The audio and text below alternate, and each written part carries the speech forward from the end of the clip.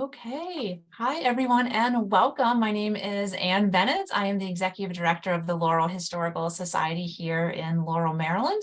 I am joined with Monica Sturdivant. She is our Assistant Director, and we'll be monitoring the chat and the Q&A as we go through live tonight. So I just wanted to welcome everyone virtually to Laurel and just thank you so much for joining us tonight. We are very, very excited to be back. This is the first of our spring speaker series here in Laurel, and it's also our celebration of Black History Month, and it's the celebration of our brand new exhibit called It's All Laurel, City Limits and Beyond. So if you put all of that together, you have Artura Jackson, and she's going to be talking about kind of everything that we covered. We're going to be talking about Laurel, we're going to be talking about history, we're going to be talking about Muirkirk, we're going to be talking about the boundaries of our community in this area.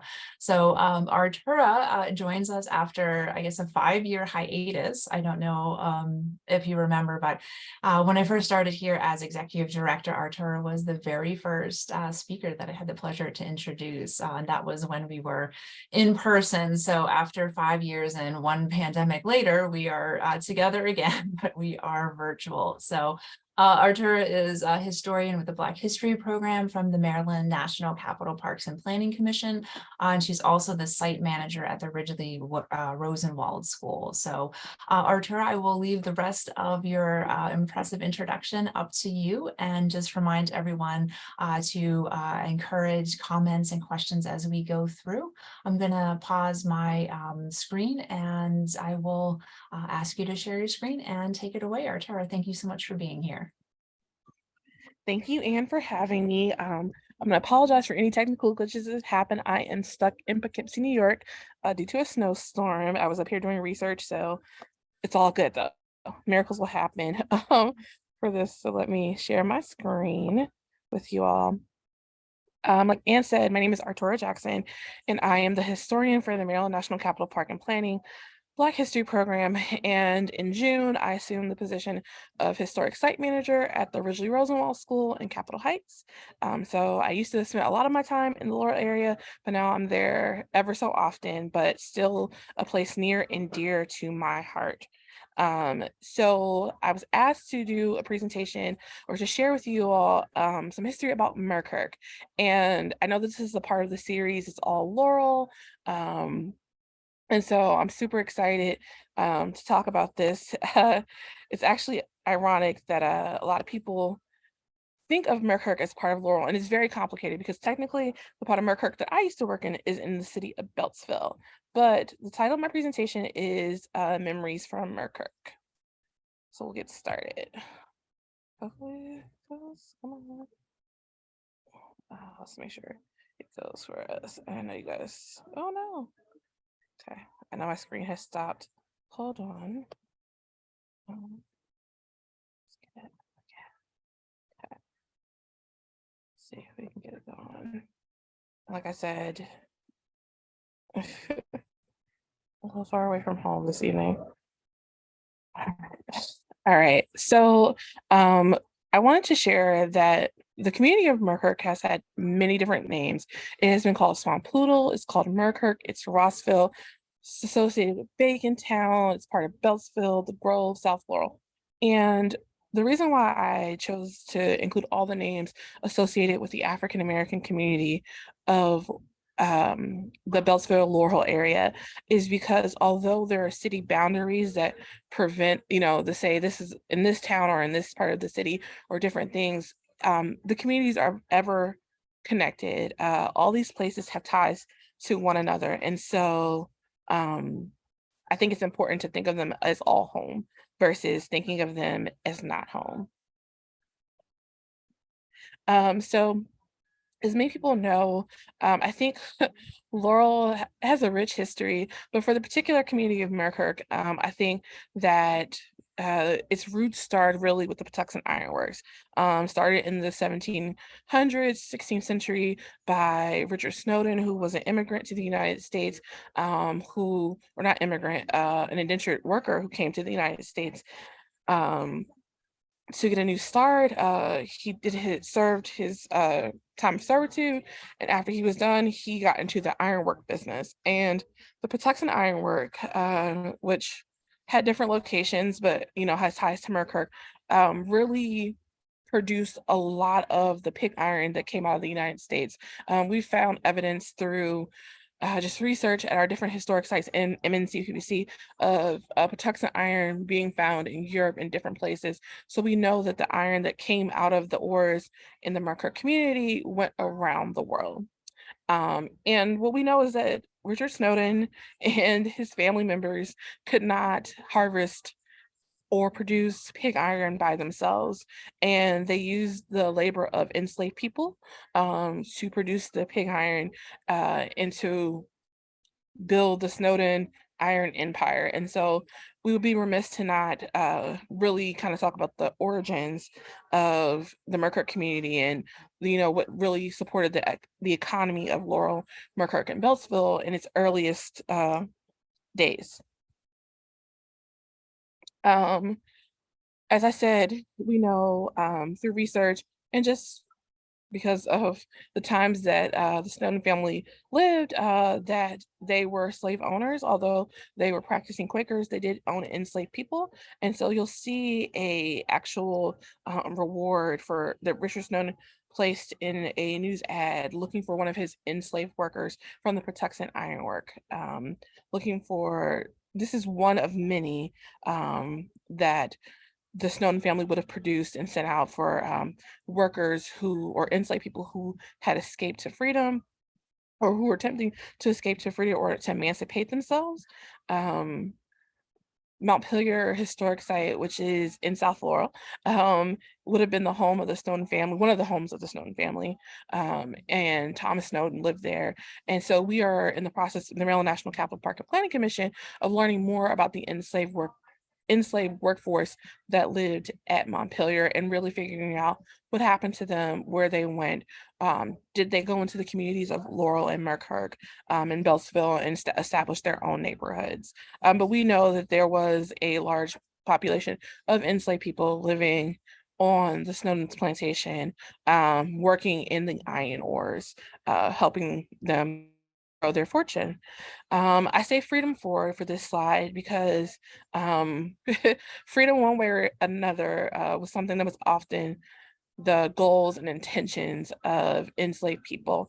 And to my right, probably your left, you see a picture of a man named Israel Crump, who was born into slavery, but through a series of events would find freedom. And he actually was enlisted in the United States Colored Troop, Company E.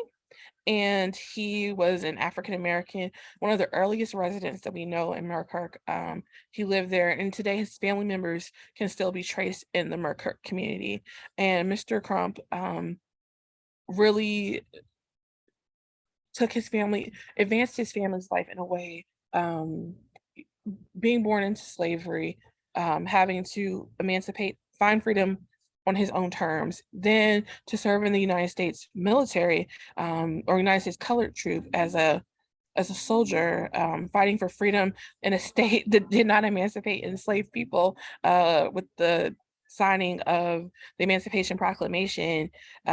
Within one generation, his family is thriving. And like I said, they still live and worship and work in the community of Muirkirk present day. So that is two examples, as you can see, the enslaved population, and then what freedom looks like in the community of Muirkirk. So the foundation, and I guess my focus of interest in research is more so related to the community of Rossville. So Rossville, if you've ever been up Muirkirk Road past, trying to think what's the best way. There's an elementary school at the top of the hill, Montpelier Elementary. And if you go towards Beltsville, you'll see a road. This is Old Muirkirk Road, which would have been President Muirkirk Road, but they built it bigger and better. And along that road is the community of Rossville. It is an African American community built by African American people.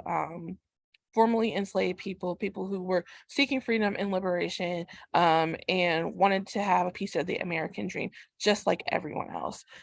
So Rossville, not a big community, less than a quarter of a mile long, but with a rich history.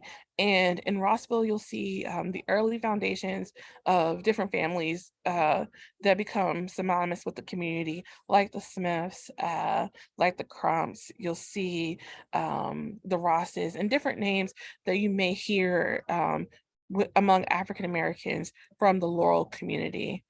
So this is the plat map of the properties that were sold. Oh, let me go back. Um, that were sold in goodness. In Muirkirk, you'll see that Queen's Chapel United Methodist Church is located there, along with Abraham Hall. And both of these were established and built by formerly enslaved people who lived in the community of Muirkirk. Like I said, the heart of the Rossville Muirkirk community, even if you live outside the borders of Rossville, is the Queen's Chapel United Methodist Church. Its roots go back to 1868, and it was founded by formerly enslaved free people. And it has had many different iterations. It's pretty large now, but it was burned by fire in 1889. It not only served as the house of worship, it was before there was Abraham Hall and the Benevolent Society, it was a place where people could gather. It provided resources, and a lot of the history of Black Muirkirk can be tied to Queen's Chapel United Methodist Church. Just like I said, the families of Israel Crump, the Smiths, the Rosses, those people, a lot of them are still members today, faithful members of the Queen's Chapel United Methodist Church. Fidelity. So this is my office, the one I don't get to go to too often. This is the historic Abraham Hall, built in 1889 by the sons and daughters of Abraham, which was a African American benevolent society. This is actually the largest plat in the community of Rossville, built for the African Americans to one gather, but to also raise funds. And so, in the past 7 years that I've actually worked for the Black History Program, I've been here for a while. I've learned so much about the different things that went on in this building. It served as a place of education for African American students after the Freedmen's Bureau School closed.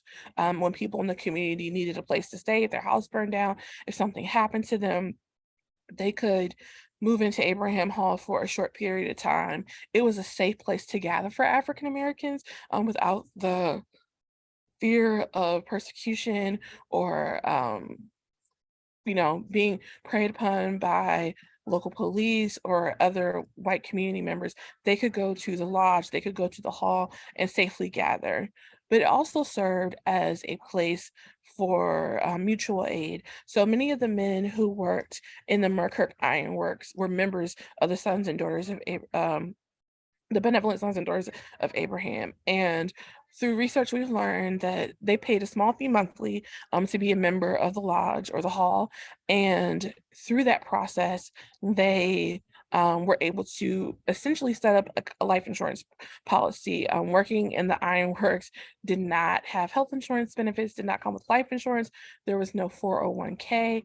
None of those things really existed for them. And so what they did by establishing this benevolent society was when people fell on hard times, they could depend on this group to help support them, but they also made sure that they had a final resting place. So if you've ever, like I said, been down Muirkirk Road, you probably have seen Queen's Chapel, but in front of Queen's Chapel is a very large cemetery.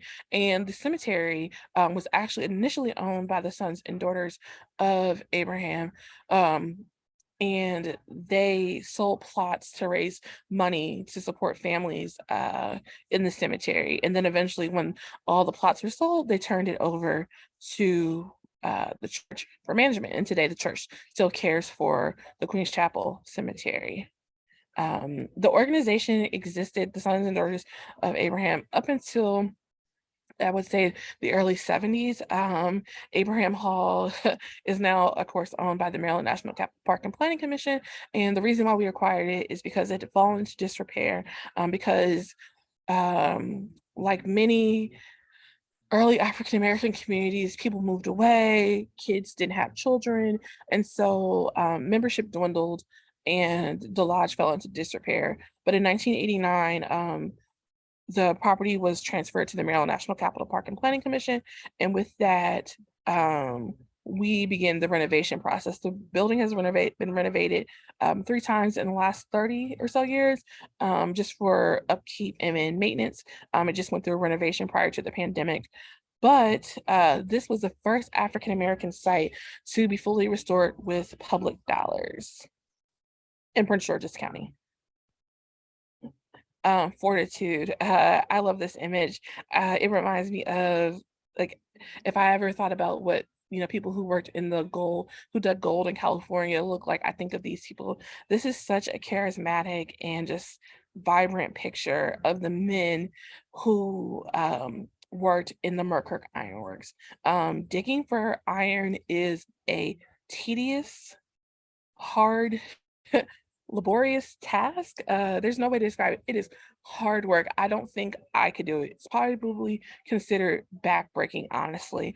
And these men went in every day, and dug to support their families. Some of the things that we've learned about the iron workers, is that one, if you live in the Laurel area, you probably have heard of Dinosaur Park, which is an amazing place if you have kids. But what we've learned is that the men who or people working in the iron ores, enslaved and eventually free workers, when they would dig for iron, they would find these large bones, and they didn't know what they were or where they came from, and they would kind of toss them to the side. And eventually, the owners of the Muirkirk Ironworks realized, okay, we probably need to call someone to come out and look at this. And so they reached out to people at the Smithsonian, and a scientist, archaeologist, paleontologist, actually not archaeologist, paleontologist from the National Museum of no, the American, I think it's the Natural History Museum, came out and identified the bones as an astrodon, and it was the first full dinosaur found in the state of Maryland. And today, those remains, those pieces, those bones, have been identified as the Astrodon johnstoni. It's actually named after the paleontologist Johnston who identified the bones, but really it was the enslaved and free laborers who discovered these bones. But the Astrodon johnstoni is the state dinosaur of Maryland, and we can contribute this to the work of the men who labored in the Muirkirk Ironworks. The Muirkirk Ironwork will work from the late 1700s into 1921, of course, changing ownership at some point from the Snowden family to the Coffin family. And when it closed in 1921, it was owned by Congressman Charles E. Coffin. One of the things, another beautiful picture of amazing kids, is nothing like a school picture. And education was a key part of the foundation of the Muirkirk community.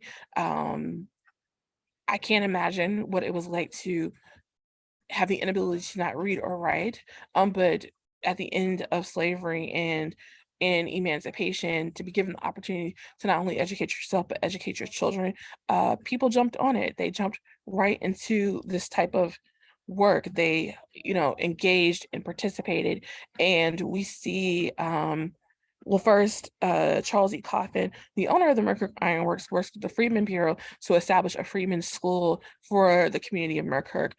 So a lot of people, probably from the Laurel, Bacontown, all the surrounding areas, of Muirkirk or in that area probably sent their children to the Freedmen's School at Muirkirk, which operated until I think the late 1880s, when the Freedmen Bureau is dissolved. The school, of course, closes, and the quest for education in the Muirkirk community did not stop.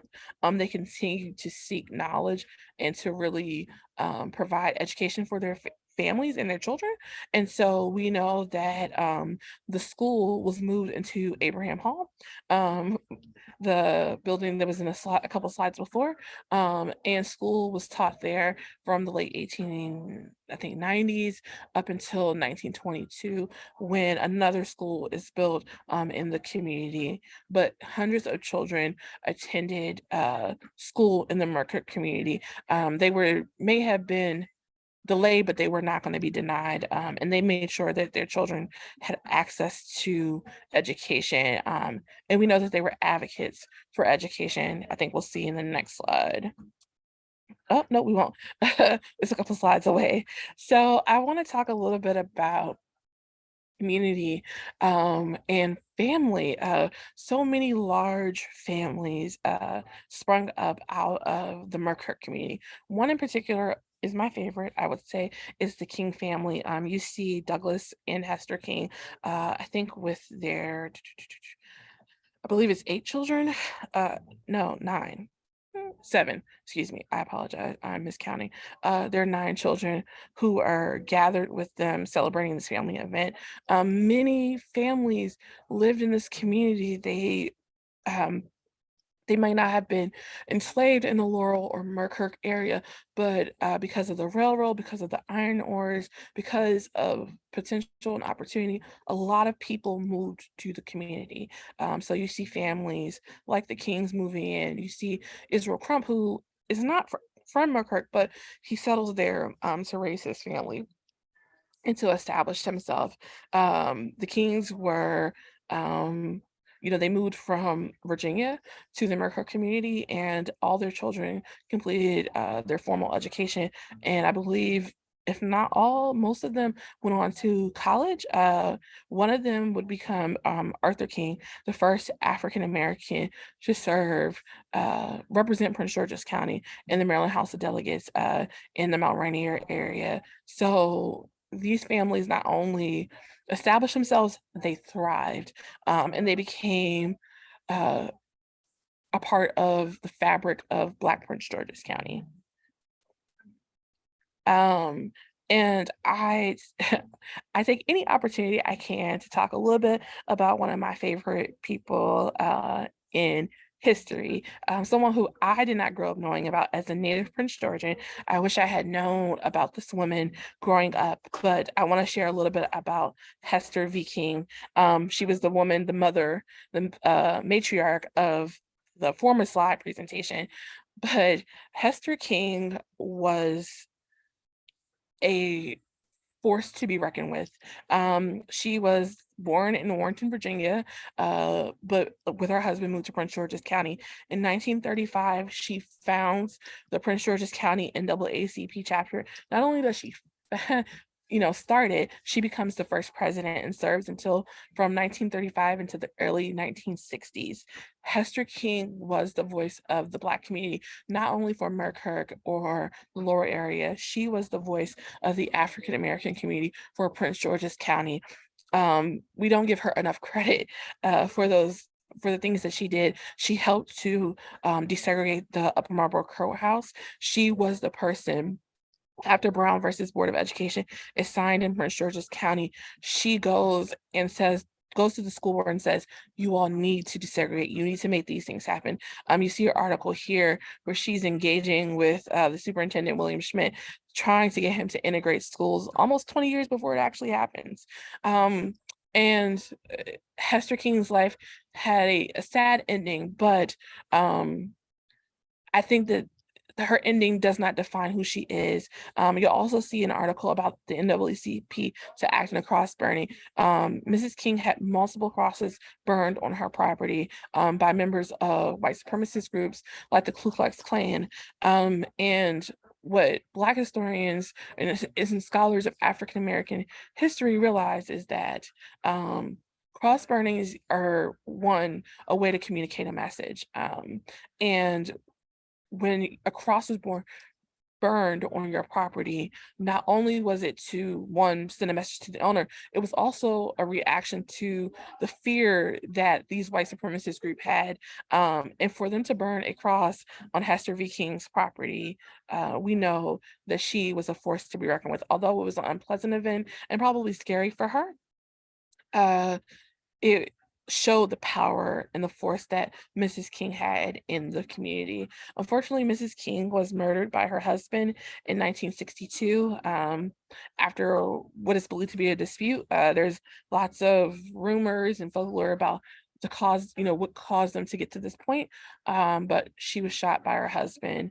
But I think she's someone who really impacted the Black community in Prince George's County. And like I said, although her end was tragic, I think we forget about her because of that. But her name is something that needs to be said. We can't forget a woman who really um, changed the world. And she not only advocated for all Prince Georgians, she advocated for young people in Muirkirk. She actually opened the Muirkirk Teens Club because she didn't want the kids in the community having to go across the train tracks into unsafe communities to recreate. So she used Abraham Hall as a recreation center. And there are still some people today in our community who remember Mrs. King and spending the weekends at the Muirkirk Teen Club with her. Like I said earlier, that this is the Blainsburg Burial Society, but there were many burial societies throughout Prince George's County and in the Muirkirk and Laurel area. Like I said, Abraham Hall was a benevolent, or the Sons and Daughters of Abraham were a benevolent organization. And the reason why I shared this image is because I think there's no, I guess, official way to describe it, but the importance of honoring your loved ones, honoring those who have gone on before you, is an important tradition in the African American community. You see in places like not North Carolina, New Orleans, the second line, and all the traditions that go along with burying people. And although we don't have those type of traditions in Prince George's County, one of the things that African Americans did was to make sure that their relatives will be buried with honor and dignity, and that they would have a place to bury them. So organizations like the Blainsburg Burial Society and other groups were created. The service communities of Muirkirk and Laurel and Baconstown, providing them with ways to bury their family members with honor and respect. So for what remains, over the last 140 years, a lot has changed for the community in Muirkirk. Once a really, a community with children running up and down the street, there are very few families. I think there's only really one original family of the original settlers of Rossville who live in the area in which Abraham Hall, and which was kind of the heart of Muirkirk, is today. There are some remaining structures that we see along the road of Old Muirkirk. There are only two original structures that stand, and you'll see Abraham Hall in your top left, and then there is a family home, I think owned by the Crumps, in your top right. And those are the two original properties that remain today. The community is filled, there are families and homes that live there, but those are people who moved into the community and really have no probably knowledge of the history of Rossville and Muirkirk and all those things. It's still a thriving, bustling community, but it's definitely not the Rossville that was established in the 1880s. Of course, Queens Chapel continues to be a force, to be a prominent staple and a permanent fixture in the South Laurel, Muirkirk community. Queens Chapel is a place that it's a directional point. If you are talking to someone, you can say, you know where Queens Chapel is, they'll know exactly where you're talking about. Of course, the cemetery, which is the final resting place for many of the former residents of Muirkirk, but also a place that holds rich, steep traditions. If you go, you can find the grave marker of Israel Crump, the United States Colored Troop veteran, but you'll also see plants of yucca growing, which is a West African tradition that uh, former enslaved people and descendants of former enslaved people have continued to pass down in the community. And then at the top of the community of Rossville, if you're going down McCurk Road, you probably have seen the VFW that sits at the, oh no, American Legion, excuse me, the American Legion that sits at the top of the hill. And this American Legion has been in operation since I think the right after World War One is when it's really established, and is continues to serve the veterans of this community. But it also, the original use of this school was a Rosenwald school. It was one of the first Rosenwald schools built in Prince George's County for people in the Laurel Muirkirk area, built in 1922. So it'll turn 101 this year, but it's 100 years old. Today it is used, of course, as the American Legion. So these are the things that continue to remain in the Muirkirk community. Um, I appreciate your time. I'm excited to answer any questions you have. And although this is not an in-depth history presentation, it's really to highlight the beauty of this community.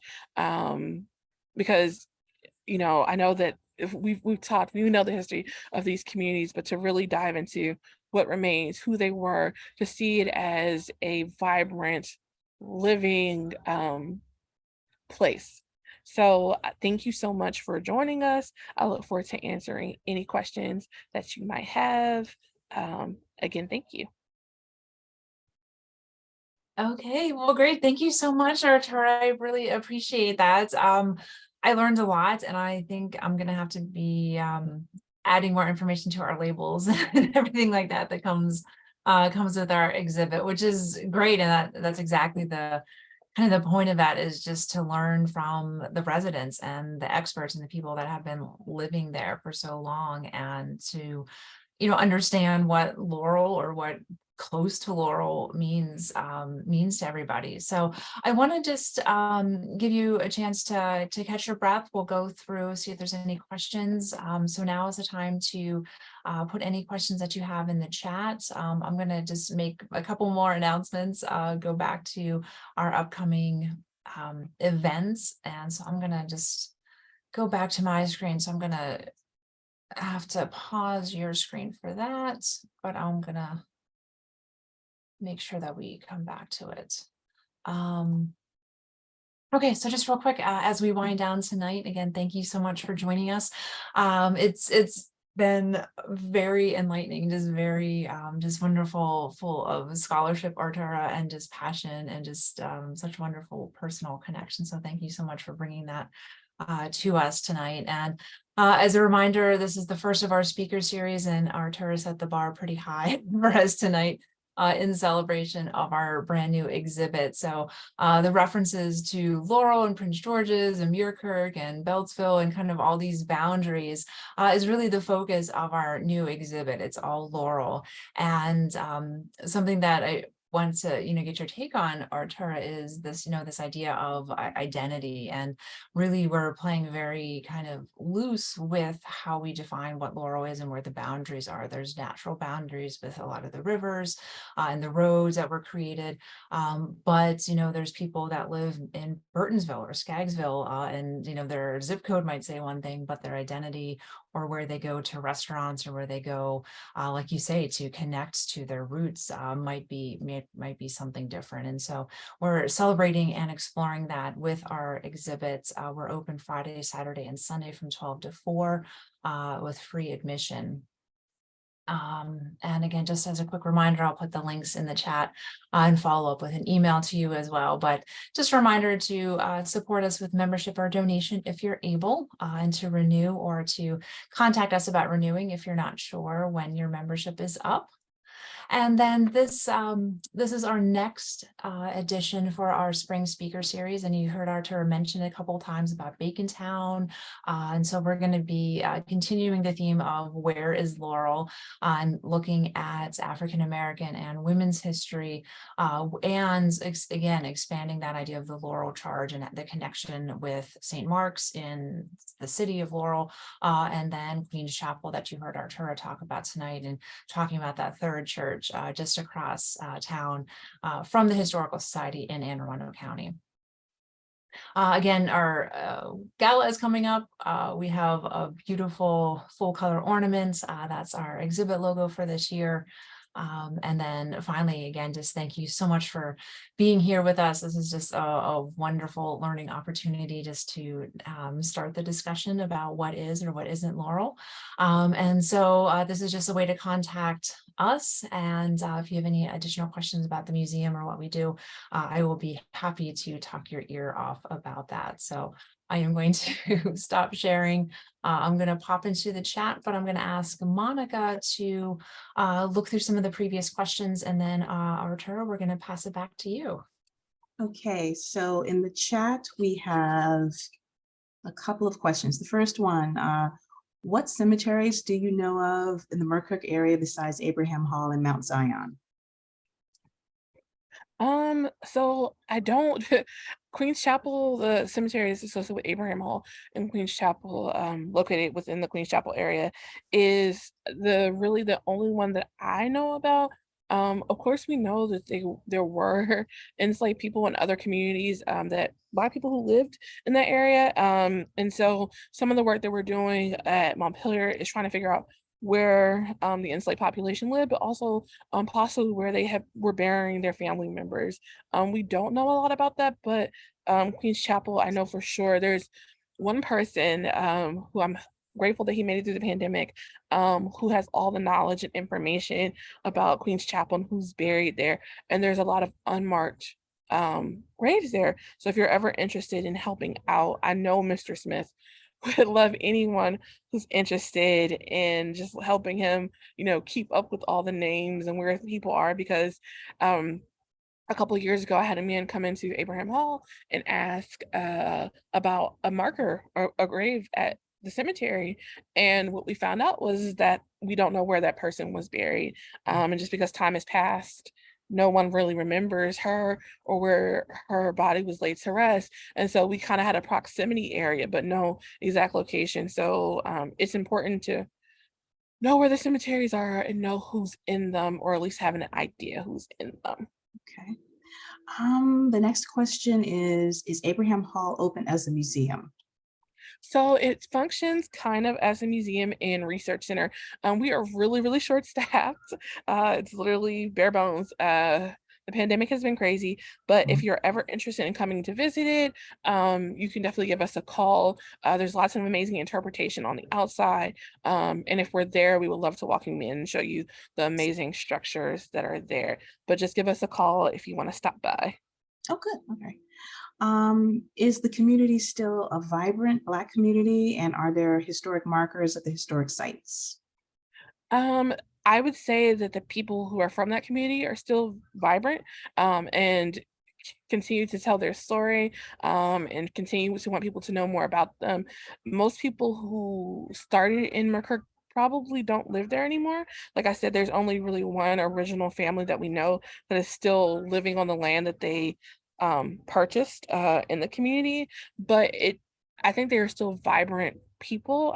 They just don't live in the same places. And it happens, you want to work closer to the city, or you move away, you have different opportunities. And so it's these opportunities that we get to talk about those communities and remind people that they were thriving neighborhoods. There is some historic interpretation at Abraham Hall, which is located in the heart of Rossville, with lots of information. But there is not as many interpretive markers as there probably could be. But I always encourage people to advocate for that, because we can scream as historians, we can scream it from the rooftops, but if community members say something, I guarantee you it will get done. So it's also a great cause to pick up as well. Okay. Another question, in the chat, are there any records of housing related legislation passed years ago geared toward weakening the community? Not that we've seen, but we can see the effects of urbanization with the expansion of the larger Muirkirk Road. Most old roads are former main strips, and so when the new Muirkirk Road was built, it essentially blocked off the community. It's something that's not visible. You have to really be intentional to go to Rossville and to find the community. A lot of places, when we look up homes, like for instance, the King family, if you look up their address, I think it's a highway now. Mhm. And so it's those type of things, urbanization and expansion and growth that sometimes erases those parts of our history. Right, right. And one more question. Well, there's another question after this.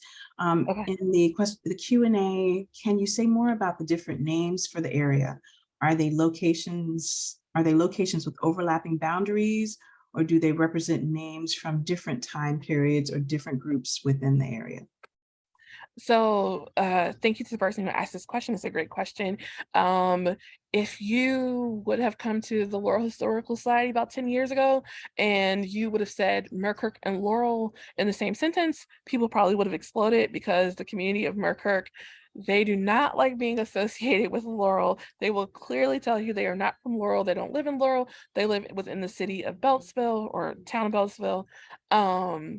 But I think it's more like the person who's asking the question. It's it's identity. It's the way that people identify themselves. So we know that Augustus Ross, he was the first person to buy a piece of land in Rossville, and so the community was named Rossville after him.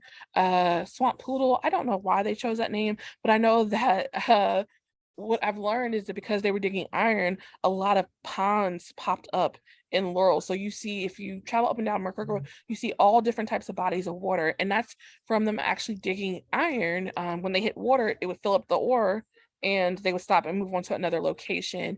But I think it's also community, it's identity, and the reason why I was intentional about sharing them is because they are all unique and different, but they're all threaded together to make the fabric of the Northern Prince George's African American community. And there's so many other communities associated that are not even within the little boundaries that is not little, but if you think about Laurel, Beltsville, Muirkirk, that's just a small group of people who are intertwined. You think of Lakeland, you think of North Brentwood, all these people were interacting and living amongst each other and sharing spaces and occupying a community together. So it is vast and wide.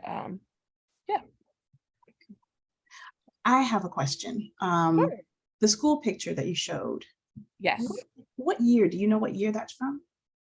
That would have probably been the clothes. I think it's early 20s. So the school's built in 22, maybe 25, 26. They used to, there's someone who I think can still identify the people in the picture, but I'm not 100% sure if she can still remember everyone, but at one point she was able to do it. And so I need to go back and really ask her one more time who those people are. But it is early 20s students, and there's 4 rows of them. So you know how big the community was. Right. Thank Yeah. you. No Just I problem. had a feeling. I was looking at. I was like, okay, Mhm. what year is this from? I could tell just sort of from the dress of the teacher. Yeah.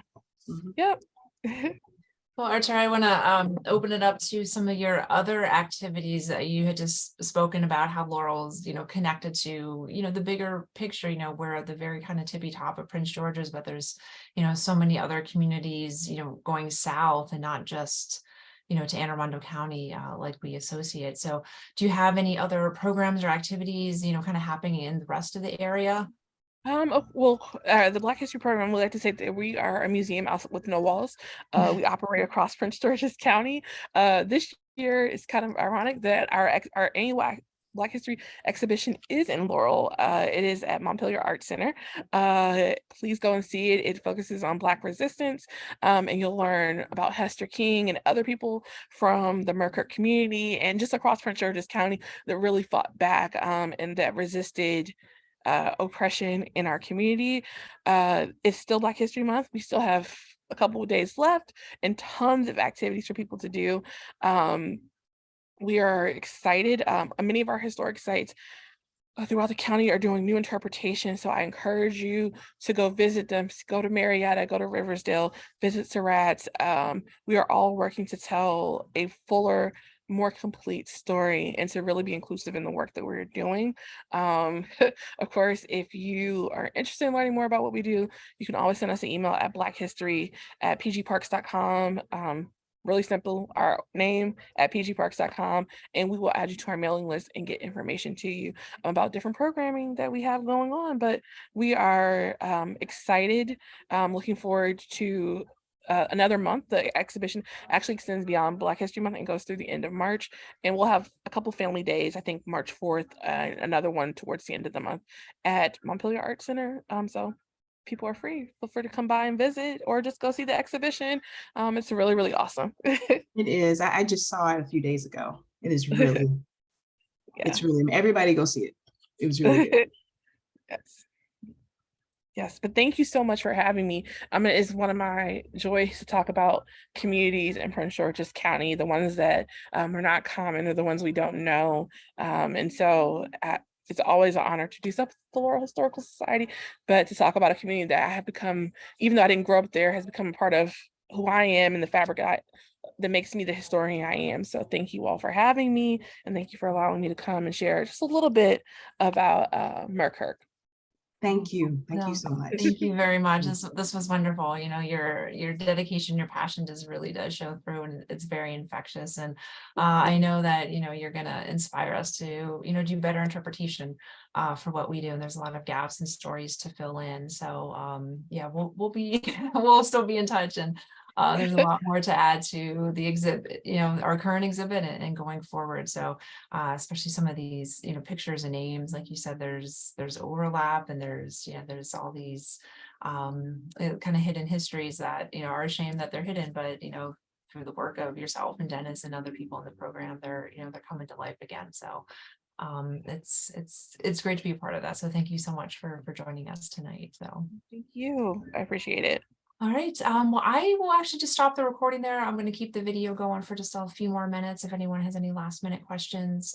But I will be sending out a follow-up email. So we'll have the contact information for the Historical Society and for Artura and all the other programs coming up. So we'll be able to link to the recording as well. So again, thank you so much for joining us tonight.